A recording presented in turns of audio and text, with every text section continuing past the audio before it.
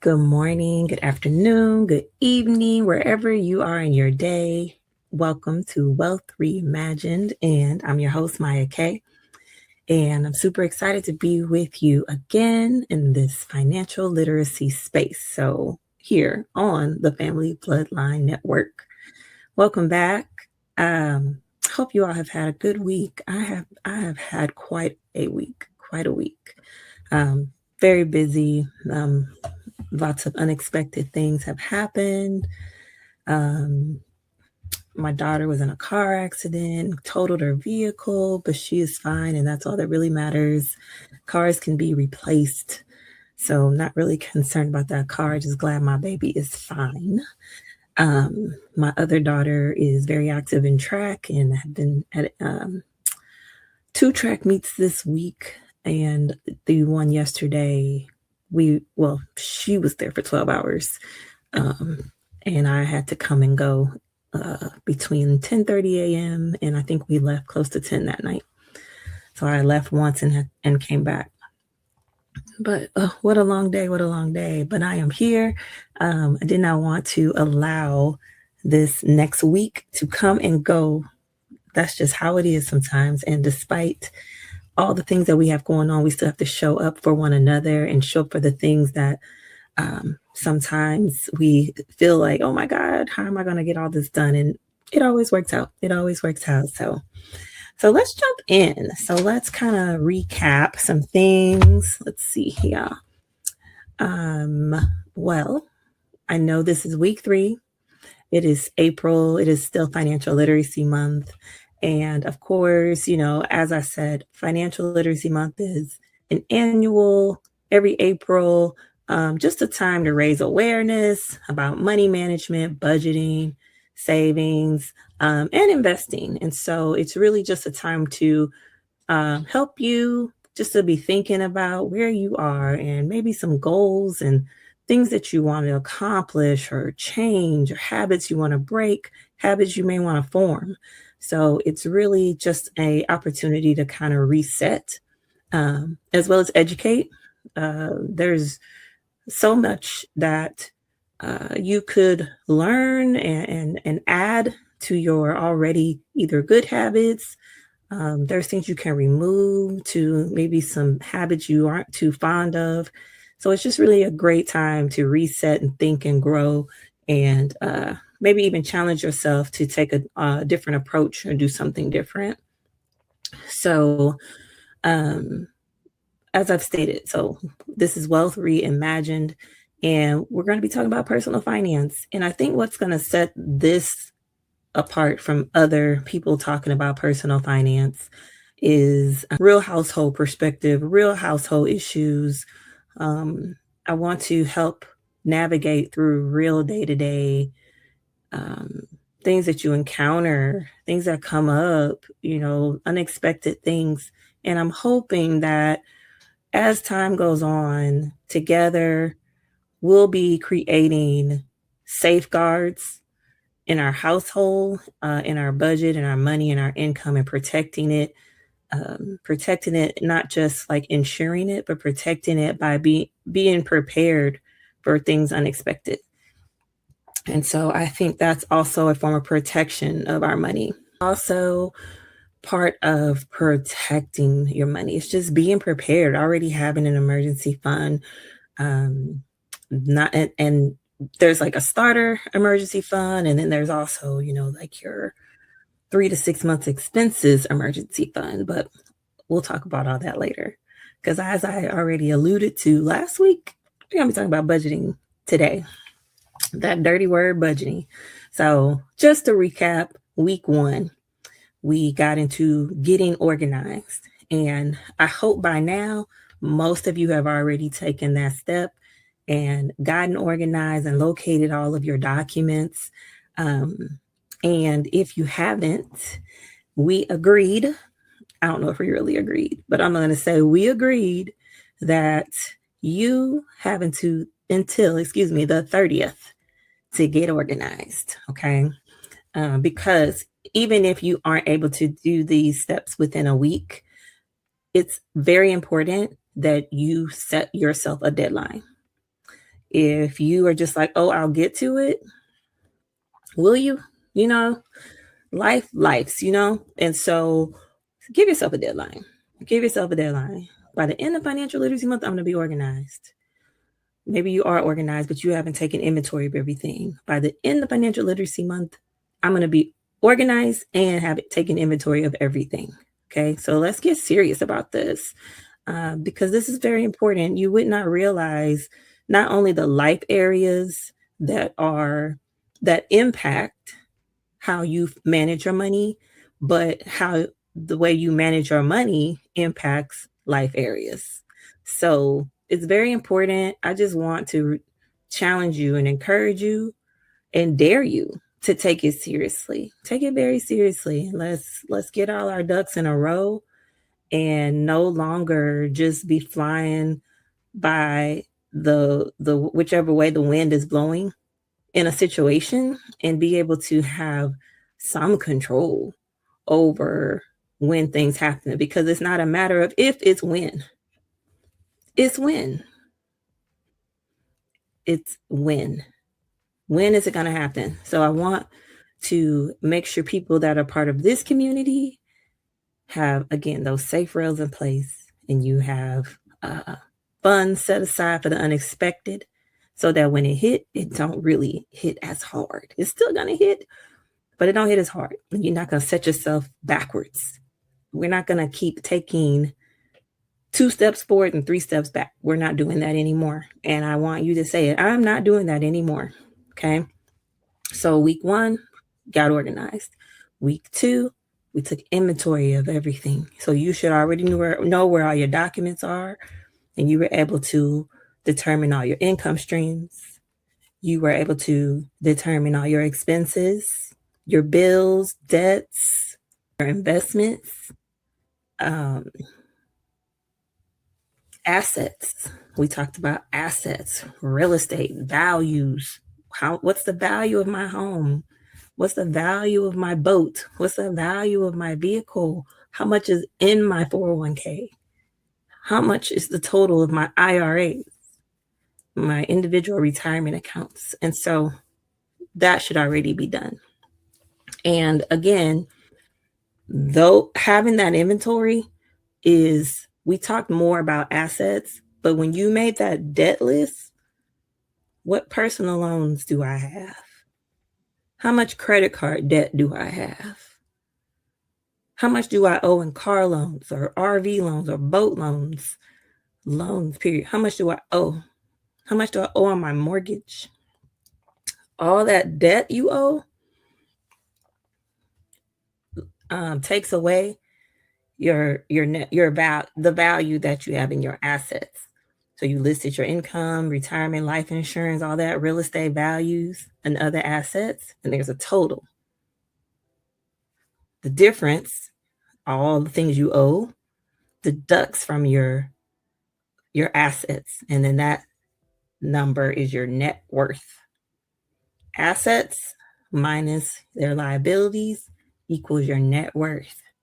So go ahead, even if you need to pause, go ahead and figure out what is your net worth currently. And it's often nice to know kind of where you are on things. Do you have a positive net worth? Do you have a negative net worth? Is your net worth even where you thought it would be? Do you have a goal? Do you want to have $1 million net worth? So just do that calculation real quick, so that way you know what your net worth is. So you have done a big step already if you're able to do that, because a lot of that information goes onto your budget. Did I trick you? Did I trick you into getting a budget? I didn't. I was just trying to get the foundation set up to show a way to, I guess, make it a little easier, because you already have now the information that you need for the most part. Okay. So the budget, first of all, what is a budget? A budget to me is a spending plan. It's a spending plan. A budget, oh, my screen did something funny. A budget, I don't want you to think of a budget as restricting you from doing something. It's a plan, and it's you controlling every dollar that you have, every penny that you have. You tell your money where it's going. You show what you're going to do with it every time you get it, instead of you just like, man, that money gone as soon as I get paid. While there might be some truth to that, depending on how much you have going out, all a budget is a spending plan. So, what do you need to call it? Like, now let's do some psychological thing here, right? What do you need to call it so that it feels more like an empowerment tool and not something restricting you? Okay. So, like I said, it's a spending plan. You could call it your wealth plan. You could call it your get out of debt plan. You could call it your control, your money control. You could call it whatever you want. You can call it whatever you want. You have to um, think of what you want to call it. If you're fine calling it a budget, that's fine too, as long as you do not allow yourself to believe that a budget is restricting me. A budget means I can't spend my money. I have to do this. I have to do that. Let's reframe that to, no, I'm telling my money exactly what I need it to do for me. Okay. So I really want to talk about different types of budgets today, because you honestly already have all your information for your budget, maybe with an exception to um, like your utility bills, because that's not really something you would include as part of like liabilities on like a personal financial statement to determine your net worth. Though I think I did mention utility bills because I'm like, list your bills, list everything. Um, so you really have everything for your budget. Okay. So I'll quickly say what items you need, and some things we'll go into more details about in other episodes. But you have your income, right? So you have your expenses. You may have fixed expenses every month. You may have variable expenses every month. I think it's important to separate those, because your fixed expenses are easy, right? You know how much your mortgage and your rent's going to be. You know how much your car note is. You know how much your insurance will be. You know how much your internet will be, your Wi-Fi. You know how much any subscriptions you may have, because, well, they don't change until they raise the price, right? But usually they're fixed, right? And then you can make that adjustment. But you get what I'm saying. All your fixed things that are the same amount every month, those are your fixed expenses. And then you have your variable expenses, like your water bill, you got your utilities. Your utilities are usually variable, unless you're on some type of budget plan where they charge you a certain amount. I have not been on one in a I think I was on one many, many years ago, and I don't remember the details.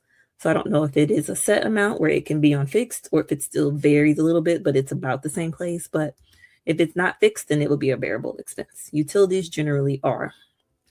And then you have things like your debts. You got your credit cards, and you have your car loans. So you have your debts. And all these things are taken away from your income, right?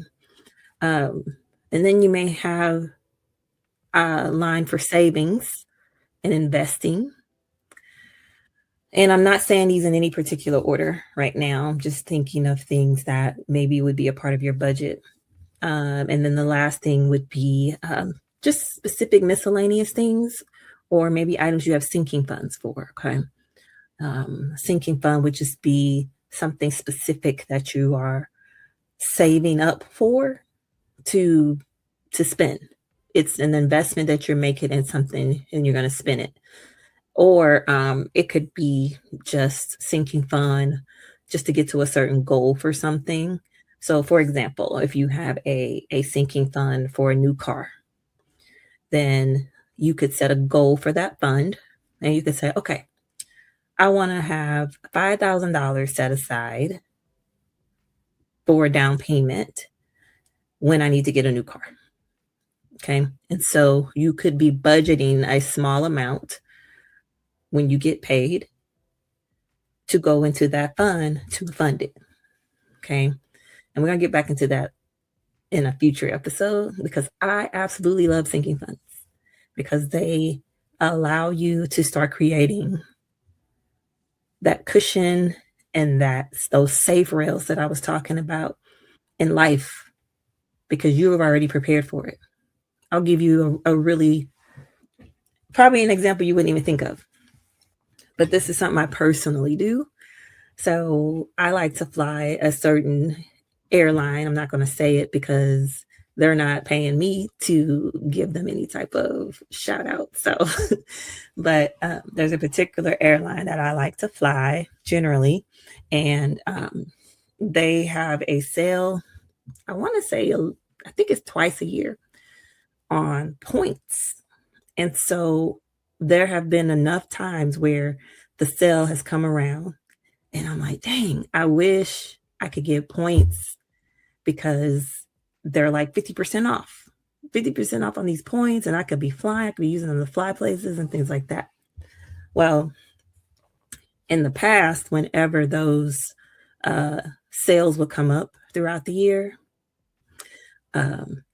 I would always be like, dang, I wish I had money or I might have the money to do it, but it's just like, but that's going to take away from over here because I do operate on a budget. So what I decided to do, I was like, man, I'm making a sinking fund. So the next time they send that email about these points being 50% off, I'm going to have some money to buy some points, right? And that particular fund, I didn't set like, I want $500 or nothing like that. I just put some money in there, right? And then that way it was allocated and waiting for that sale so I could go ahead and buy points. And most recently, when that happened, I was so excited because I'm like, yes, look at me. I got this money set aside, a couple $100. Cool. Let me go ahead and get these points and I could fly, right? But anyway, that's an example of a sinking fund. Or like I said, with the car, where you have a specific goal and you want to have a down payment. A sinking fund could even be like a down payment on a house. But the reason it's called a sinking fund is because the idea is that it's going to get used. So the fund will sink. It'll sink. It's a sinking fund because it's going to get used. It's not the same as like a savings, an emergency fund. It's the idea of it is so it's that it's used, but you've prepared yourself. So that's what a sinking fund is, in case you don't know. So that would be another area of your budget, right? So again, the hope is that you have enough income to take care of all of your expenses. If you do, that's awesome. If you have something left over after all your expenses, that's even better, right? Now, if you're a person that is negative in the red, you don't have enough income to cover your expenses, that's something we're going to address because that is probably causing you a lot of stress, a lot of worry, a lot of anxiety, and that's something we want to get you out of. We want to get you out of that trap, and we will talk about ways to either lower expenses in the future or increase your income. Okay. In some situations, we might need to stop the bleeding or whatever is happening, why you're in that situation. But do not feel judged. Do not feel ashamed. Just know that financial literacy, personal finance. It's learned, and you are here. You are here, and you are here to learn. You're not expected to already know everything. I'm sure, self included, no one has done everything perfectly and everything the right way. Some people had to learn the hard way. I'm one of those people. There are lessons I had to learn the hard way. There are things that I've done that I'm just like, oh my God, I cannot believe I did that. I didn't know that was going to happen. I'll give you an example of that I did. Um, I had this great idea to pay a large amount down on like my student loan debt. I have student loans. And I'm like, you know what? I'm going to send this money to knock down this balance a little bit. And so I sent it. Balance did not move at all. Money gone because it all went to interest. So it was a very hard lesson. And I walked away from it now understanding the importance of asking questions and just being sure I understand things before I do them, because I could have done something different with that money. I could have done something different, but I didn't reach out and ask the questions and, know and understand that how that large payment was going to be applied. So lesson learned the hard way. But that would be an example, right? So don't feel judged. Don't feel like, man, I should know this. I should have already known this. It's cool. You don't know what you don't know. And when you know better, you do better.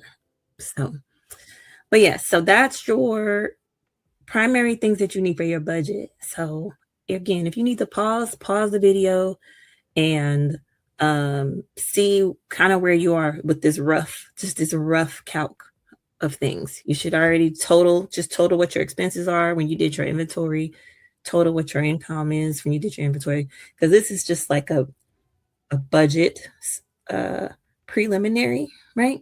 Then when we get into budgeting for real, you'll get into more of your actual numbers. So kind of total income, total your expenses, total your bills, total your debts, as far as credit cards and loans, car loans, things like that. And then if you have a certain amount that you put in savings, that's awesome. First of all, let me say that you're saving. I love saving. And that comes out of your income, right? So see what that number is. If it's in the black, meaning you have enough money to cover all that, now you know. But if it's in the red, meaning you don't have enough money to cover all of that, now you know. Either way, you know. So I want to talk about types of budgets. I have my list here because I want to make sure I don't forget. So types of budgets, what I mean by types of budgets is just what method are you going to use to stay on top of your household income, your household money? What method are you going to use for tracking, for doing the calculation, for creating your plan? So, hey, if you are a person that likes to write everything down, write it down. I don't care if it's a spiral notebook, write it down. Like what you probably just honestly kind of did. Income, expenses, you write out what they are and how much. Notebook, right? We don't have to be fancy. We're being real. This is real life people, okay? So notebook. Another method you could use for budgeting, calendar. The calendar method. I used to use the calendar method for a long time. And I did the calendar method because I wanted to be sure I knew when bills were due. And so I would, on a calendar, I would write the bill. Let's say, okay, rent, first of the month. and how much the rent was, because the rent's due the first of the month. Whatever the bill is, phone bill, and how much. Or I put the company name, um, whatever it is, a credit card, and how much. But that way I could see exactly when it's due. Why that was important is because I could also see when I got paid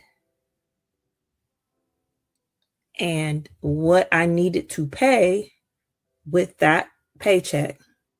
If you're paid monthly, you got to pay everything, right? Because then you're going to get another check next month.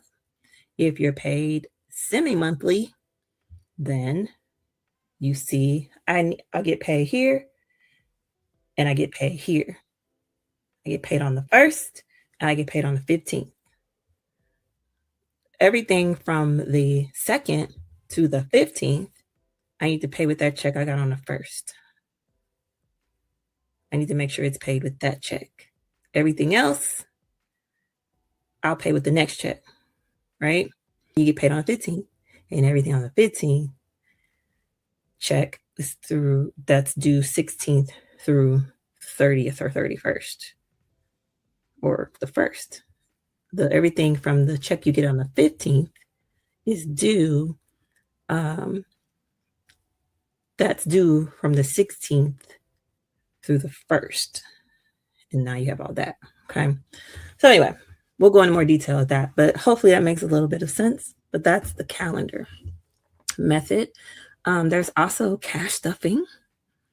Now, if you are someone who, I don't know if this is true, but I think a saver can do well with cash stuffing, probably easier than a spender. So I don't know if you're married or in a relationship, and usually they say opposites attract, and one person's a saver and one person's a spender, right?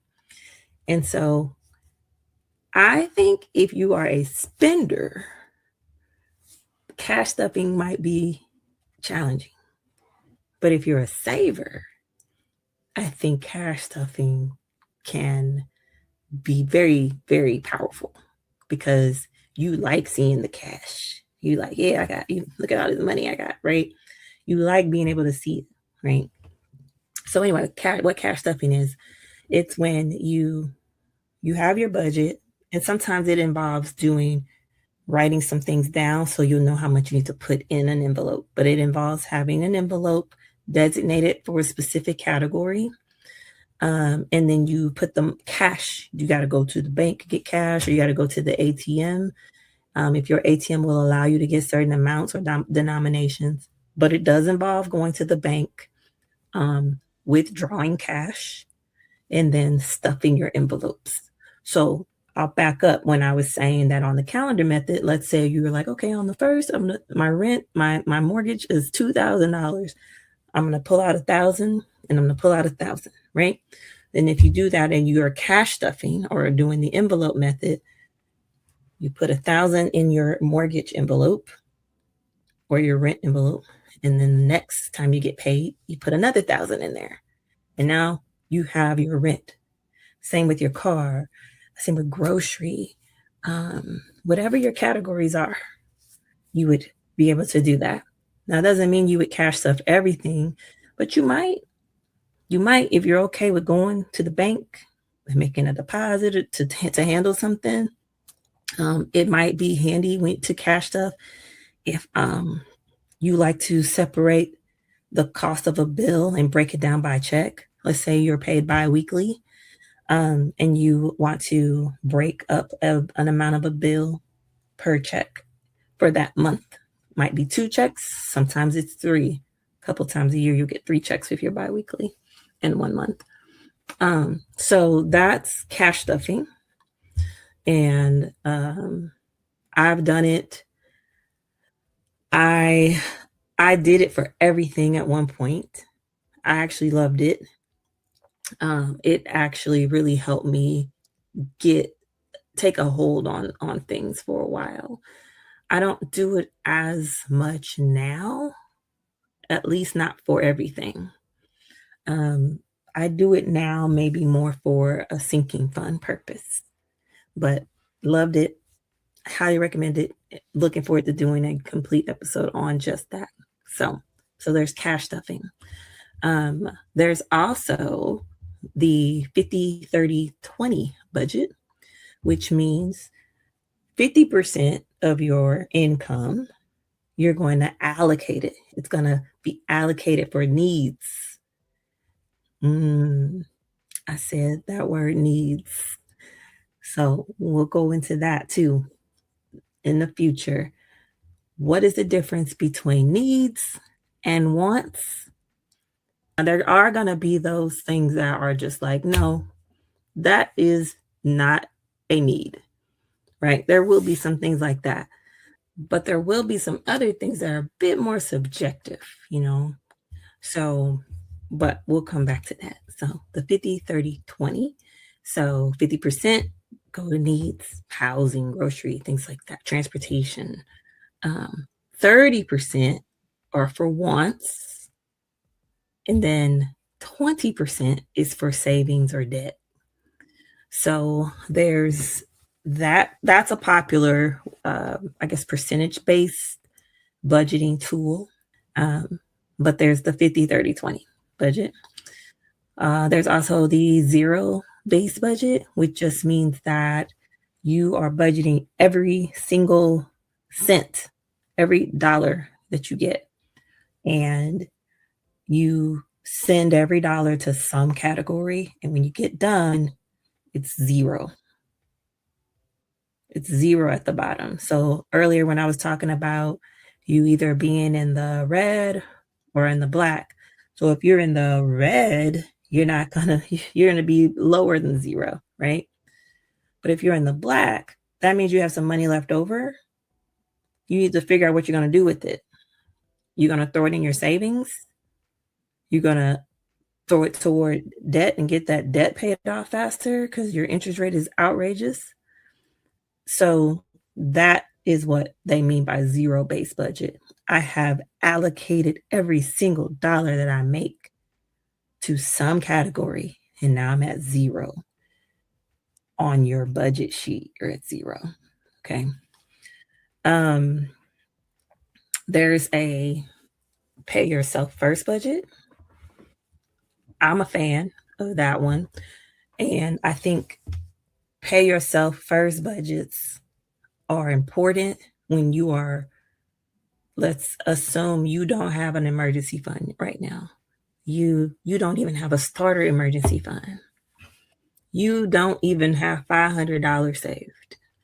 Um, I think pay yourself budgets, there is a time, well, let me not say there is a time. There's a time to start them. You should always be paying yourself first, but there's a time to go ahead and start it. Like I said, if you don't even have $500 saved, we're going to set a goal where you have $500 in a savings that you can't touch unless it's an emergency. But really, that starter emergency fund should at minimum be between $1,000 and $1,500 at minimum. Okay. And so this is a time where discipline comes into play, and you might have to cut out some things to do that. But again, we'll go into more details another time. But pay yourself first. You work hard. You work so hard. You're exhausted. Be sure you are paying yourself first. I know you got bills. I get it. But you got to take care of you, and you have to build that. And while at first it can feel uncomfortable or a little stressful because it's tight, that rocky start will become less rocky because you are paying yourself first and you're starting to build a safety net. You're building safety rails. So it's so worth it. It's so worth it. But that would be another type of budget. is your pay yourself budget. And I think that's a good start. What type of budget, if you are already budgeting, do you use? What are you currently using? Tell me in the comments. I would love to know. Um, for me personally, I use a budget notebook. Mm, I'm sorry. Let me not forget. There are also apps. There are also apps that you can use to do your budget. Um, I've not found one that I'm a fan of, but I haven't tried them all. So if you are using an app for your budget, tell me which one you are using in the comments. I would love to check it out. If there were a way, maybe one day I will get to a point where I'll see if like my bank has a budgeting tool and let it do it for me. What is kind of cool to see on your mobile bank app, or if you log in, if your online banking has it, for it to categorize your spending to kind of so you can see, like, oh man, I eat out. I spent $700 eating out. Like, that's insane. Or, if that's what you did, I'm not judging. I'm just saying, for me, $700 would be a lot to pay to eat out in 1 month. So sometimes that's eye opening too, just to see your categories. So use these tools just to provide more information for you, help you identify habits, things of that nature. But I've gone over just a little bit. So that's my time. I want to try to keep these where maybe you can listen and tune in on your commute to work or your commute home from work, um, while you're getting ready in the morning. But I just want to be a part of your day every week, and just sharing more tips and ideas and sharing stories and hoping that they can be inspiring. I hope that you're learning. Again, comment, ask questions. I'm looking forward to reading them always. But that is all I have for today. And so until next time, remember, organized, inventory, budget. And of the ideas that I gave, pick one that you want to try. And if you have one that's already working for you, keep doing it. But we're just going to get it even better for you, and get savings and emergency funds in place and just stop the bleeding or whatever might be going on in your household financially. So till next time, thank you for tuning in to Wealth Reimagined. Again, I'm your host, Mya K, and I'm looking forward to you joining.